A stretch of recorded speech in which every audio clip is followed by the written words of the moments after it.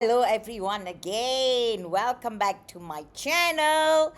As usual, please don't forget to subscribe and like so that my video will be more accessible to more people so that people know about these what things that I'm talking about. So, so today, oh yeah, this is my 63rd year into my life, okay? And I'm very grateful to everyone that had wished me happy birthday, whatever. Yesterday was my birthday lah. But I really am appreciative to the supporters, to people who donate to me. I am very grateful. I'm very thankful. Thank you so much. As you all can see, there is a link to buy me coffee there. But maybe a lot of people are not aware, but it is in USD. Yeah, so be careful when you want to donate. Yeah, I am so grateful to my life so far, and I'm really am. This is due to family, friends, and people like you all that continue to give the support to me. So today, what is it that I'm going to talk about? Because you see, I read this news. I believe it's from FMT about Zahid. So again, the rhetoric of race and religion. Yeah. So I want to talk about this in Malay. Yeah. So that I hope the Malay communities will be listening to this, and I hope they will understand the message. Okay. So about the article ya, artikel ini yang saya baca di dalam FMT, tak salah saya semalam lah, melaporkan kenyataan Presiden UMNO Ahmad Zahid Hamidi ya, bahawa agenda Bumiputra bukanlah satu bentuk ekstremisme kaum, katanya. Sebaliknya, dia kata merupakan agenda nasional yang termaktub dalam Perlembagaan Malaysia. Beliau terus menegaskan bahawa memperjuangkan hak dan kepentingan Bumiputra tidak perlu dipohon maaf selagi ia dilakukan dalam kerangka undang-undang serta menghormati hak kaum lain. Ini adalah secara ringkas ya berita yang saya bacalah. Jadi Zahid berkata terdapat keresahan ya dalam kalangan orang Melayu mengenai kedudukan ekonomi, politik dan masa depan mereka. So namun beliau, si Zahid lah, menolak tanggapan bahawa isu ini bersifat perkauman atau anti perpaduan nasional. Jadi menurut dia, usaha memperkasakan Bumiputra perlu dilihat sebagai sebahagian daripada kestabilan dan keseimbangan sosial negara. Beliau juga mempertahankan ya dasar-dasar berkaitan Bumiputra seperti pendidikan, ekonomi dan institusi MARA sambil menegaskan bahawa kerajaan Madani kini lebih tegas ya dalam memperjuangkan agenda tersebut. Jadi secara keseluruhannya, artikel ini memaparkan pendirian Zahid dan juga Madani lah. Okey, bahawa agenda Bumiputra perlu terus dipertahankan sebagai dasar negara dan tidak wajar dilabel sebagai ekstremis atau resis, katanya. So ini pandangan saya lah ya tentang apa yang telah keluar di berita ya. Sepatutnya agenda nasional adalah untuk semua rakyat Malaysia. Kalau tak, jangan cakap agenda nasional. Okey. kena panggil agenda Melayu lah kan. Jangan menggunakan memutarbelitkan perkataan nasional ya. Kalau sesuatu itu dipanggil agenda nasional, ia mesti memberi manfaat ya kepada seluruh negara. Okey. Bukan tertumpu kepada satu kelompok etnik sahaja. Okey. Jadi dasar membantu Bumiputera boleh dilaksanakan tanpa menjadikan politik identiti kaum sebagai asas utama negara ya. Agenda nasional sepatutnya menyatukan rakyat ya. Bukan terus membahagikan mereka kepada kami dan mereka. Okey? Menyamakan kepentingan Bumiputera dengan kepentingan negara adalah amat berbahaya.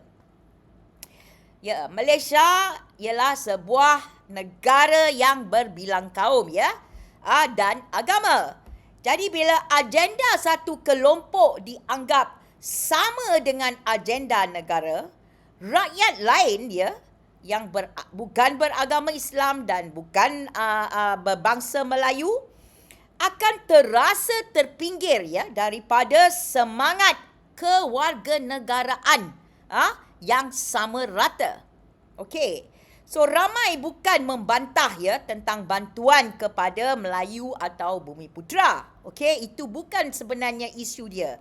Tetapi membantah retorik yang seolah-olah ya hanya untuk satu kaum yang mempunyai hak pemilikan terhadap negara ini.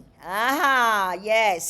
So kita punya perlembagaan ya sudah pun melindungi Melayu dan Bumiputera. Okay, so perkara 153 Perlembagaan Persekutuan memang sudah memberi perlindungan kepada Melayu dan Bumiputera.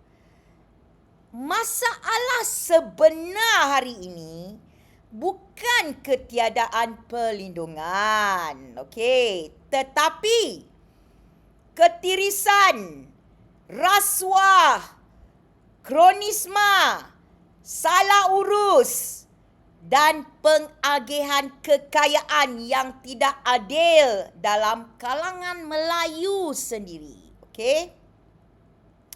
Ancaman yang terbesar kepada orang Melayu, okey, orang Melayu biasa ya, bukan Melayu elit ya. Bukan kaum lain sebenarnya, okey, tetapi elit Melayu yang menyalahgunakan kuasa. Okey. So retorik kaum semata-mata tidak akan menyelesaikan masalah rakyat Melayu. Okey. Selepas puluhan tahun ya, dasar berasaskan kaum, ramai Melayu di luar bandar dan Bumiputera bandar masih bergelut ya, dengan gaji yang rendah, kos sara hidup yang tinggi, harga rumah yang mereka tidak mampu, mutu pendidikan yang amat rendah, ya, pengangguran belia dan penghijrahan bakat. Maksudnya kita orang-orang yang pandai, yang bijak pandai, telah ramai yang meninggalkan negara kita. Okey.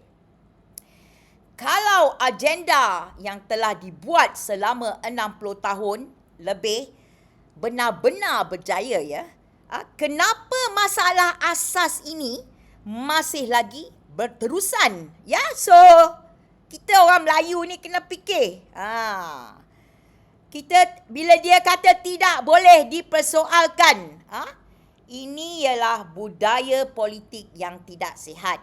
Mereka tidak mahu kita soal mereka, supaya mereka boleh meneruskan apa-apa aktiviti yang mereka mahu untuk kepentingan diri mereka. Jadi apabila pemimpin yang mengatakan agenda Bumiputera tidak boleh dianggap ekstrim atau dipersoalkan ya, ia boleh menjadi satu perisai ya untuk menghalang kritikan.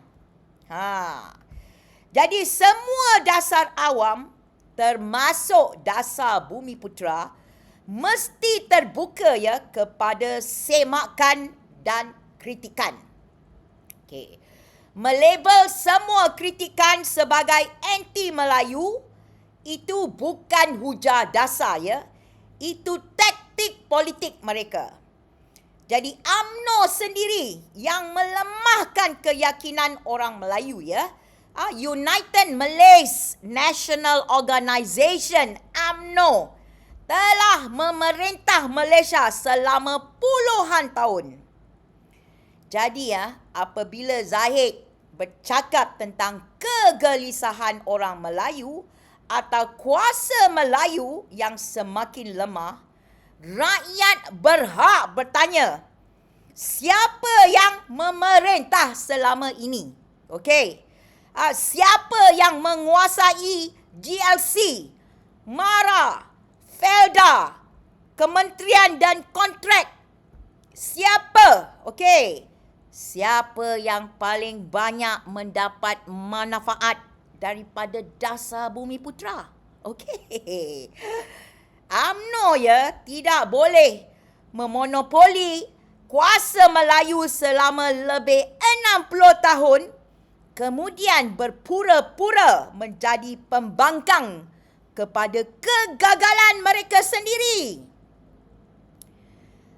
Keperluan dan merit juga mesti diambil kira. Dasar yang berasaskan keperluan sosioekonomi adalah lebih adil dan mampan ya berbanding dengan kebergantungan kekal kepada politik kaum.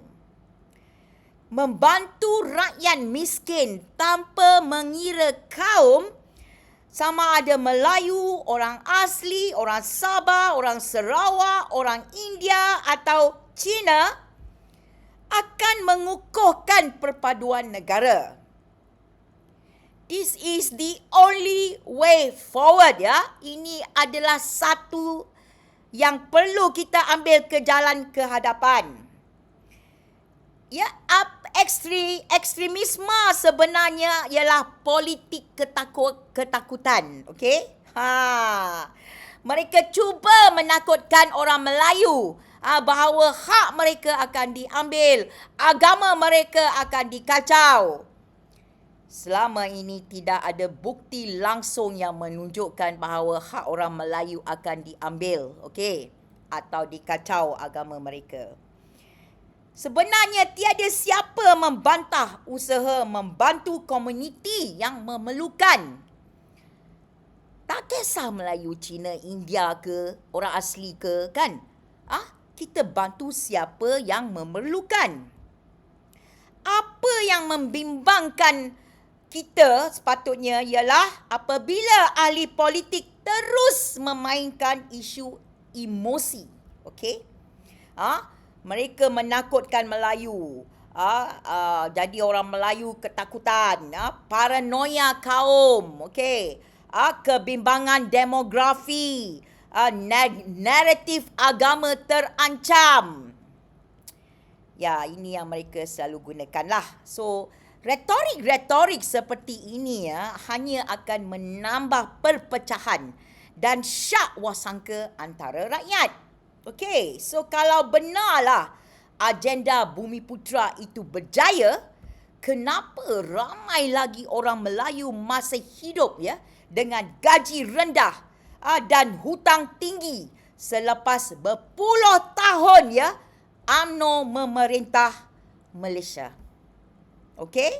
So yang kaya raya daripada agenda Melayu ini selalunya orang-orang elit politik, kroni-kroni mereka, kontraktor dan keluarga yang berkepentingan. Okey, so bukan petani, bukan nelayan, bukan guru atau pekerja biasa Melayu. Okey, so fikir baik-baik ya. Setiap kali ya rakyat mula bercakap ya tentang rasuah, salah guna kuasa atau kos sara hidup, tiba-tiba isu Melayu terancam dimainkan ya semula untuk mengalihkan perhatian kita. So, politik ketakutan kaum ini ialah yang alat paling mudah ya untuk menutup kegagalan pentadbiran. So, orang Melayu ya tidak perlukan retorik perkauman ya untuk maju.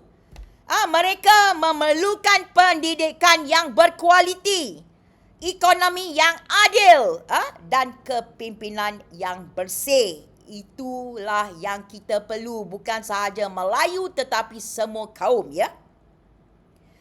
Menjadikan semua kritikan terhadap dasar kerajaan sebagai anti-Melayu adalah penghinaan ya terhadap kemampuan orang Melayu untuk berfikir secara matang. Jadi kalau benar mereka mempertahankan Melayu, kenapa rasuah yang merompak wang rakyat selama ini jarang dianggap ancaman ya kepada Melayu? Itu soalan yang kita kena tanya mereka. Jadi orang-orang elit politik ini suka bercakap ya tentang hak Melayu. Tetapi diam ya apabila kekayaan secara negara ya, kekayaan negara bocor ya kepada kroni mereka dan skandal yang besar. Ya, Melayu biasa tidak makan slogan, okey? Mereka bayar bil, mereka kena bayar sewa rumah, mereka kena bayar hutang PTPTN dan harga barang yang semakin naik. Okey, mereka tidak boleh makan slogan. Mereka tidak boleh hidup dengan slogan tentang hak Melayu lah, agama Islam lah yang akan dilanggar. Mereka kena bayar apa yang saya cakap tadi. Jadi politik kaum yang berterusan sebenarnya melemahkan keyakinan orang Melayu sendiri. Seolah-olah Melayu tidak mampu bersaing tanpa perlindungan politik yang berpanjangan. Okey. Jadi, agenda nasional sebenar bukan caranya menakut-nakutkan rakyat dengan kaum dan agama, tetapi membina negara yang adil untuk semua warga negara kita. Jadi bila ahli politik seperti si Zahid Hamidi dan yang sewaktu dia selalu kerap memainkan isu kaum dan agama, rakyat patut bertanya, adakah mereka benar-benar mahu menyelesaikan masalah atau hanya mahu terus berkuasa? Saya tahulah apa jawapan dia dan saya pasti ramai orang pun tahu jawapan dia. Yang ironinya, golongan yang paling kuat melaungkan Melayu terancam selalunya golongan yang paling lama memegang kuasa. Okay? Ketakutan kaum ialah modal politik lama. Tetapi rakyat hari ini semakin sedar ya bahawa musuh sebenar mereka ialah rasuah, salah urus dan ketidaksamaan ekonomi. Melayu tidak lemah, okey? Yang lemah ialah kepimpinan yang terus bergantung kepada politik perkauman untuk terus relevan. Okey? Akhir katalah saya nak cakap, membantu bumi putra yang miskin bukan ekstremisme, okey? Tetapi apabila satu agenda kaum dianggap sama dengan agenda negara, sambil semua kritikan dilabel sebagai anti-Melayu, itulah politik yang terus memecah belahkan Malaysia. Agenda nasional sebenar mesti mengangkat semua rakyat. Semua rakyat. Bukan hanya elit yang berkepentingan, yang berselindung ya di sebalik isu kaum. Kalau selepas berdekad-dekad ya dasar bumi putra, yang benar-benar kaya hanyalah elit politik dan kroni, sementara Melayu yang biasa terus bergelut. Maka masalahnya bukan kurang agenda Melayu. Masalahnya ialah kegagalan kepimpinan. Okey, so saya rasa si Zahid ni sekali lagi cuba memanipulasi isu kaum dan agama ya untuk melindungi kepentingan elit Melayu di dalam politik. Bukannya benar-benar mahu menyelesaikan masalah rakyat biasa yang mana adalah majoriti, okey? Jadi orang Melayu ya biasa, ya mereka masih berdepan dengan gaji rendah, kos sara hidup tinggi, peluang pekerjaan yang terhad dan pendidikan yang semakin merosot. Itu adalah kita pada Melayu biasa ya. Kita yang tak mampu nak hantar anak kita international school ke private school ke kan. Itu adalah kebanyakan kita orang Melayu lah. Tetapi ya, setiap kali kegagalan ini dipersoalkan ya, naratif lama akan dimainkan semula.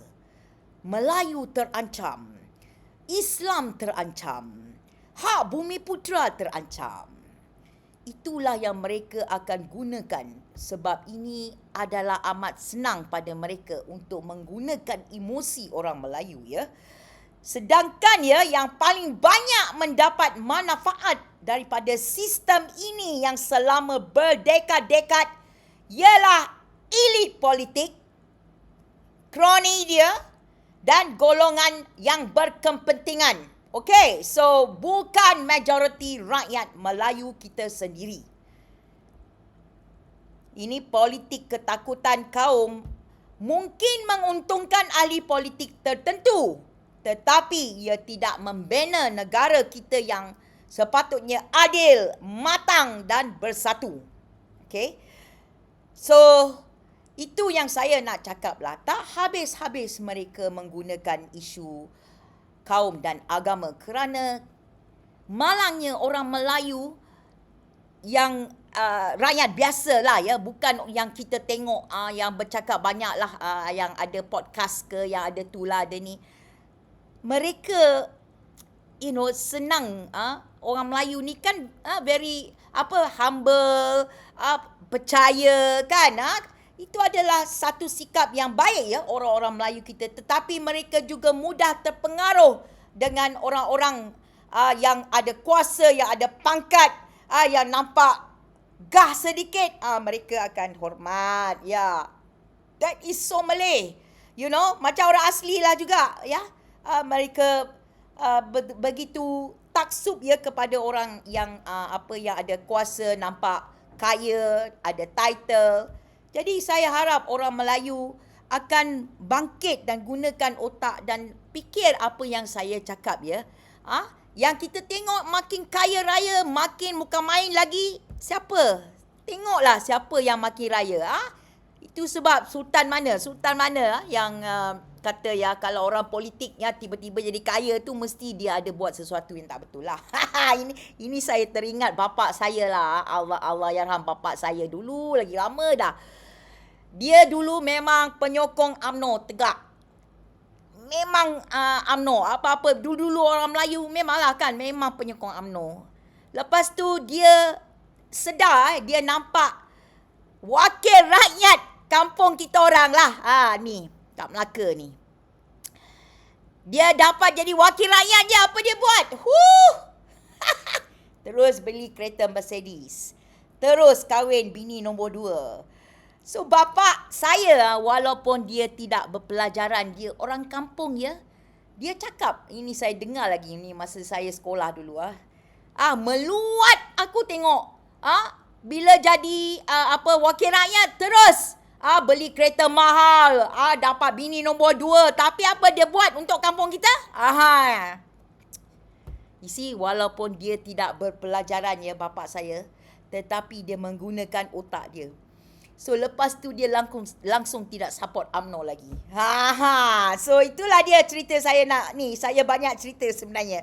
Jadi saya harap orang-orang Melayu yang mendengar apa saya cakap ni, menggunakan otak kita, jangan bagi peluang lagi kepada orang-orang ni yang asyik menggunakan isu kaum dan kita ada undang-undang yang memelihara hak orang Melayu dan agama Islam, ya. Itu memang tidak boleh diambil. Tetapi memang melampau sekarang orang-orang politik dan orang-orang yang berkepentingan akan menggunakan isu ini sentiasa. Ya.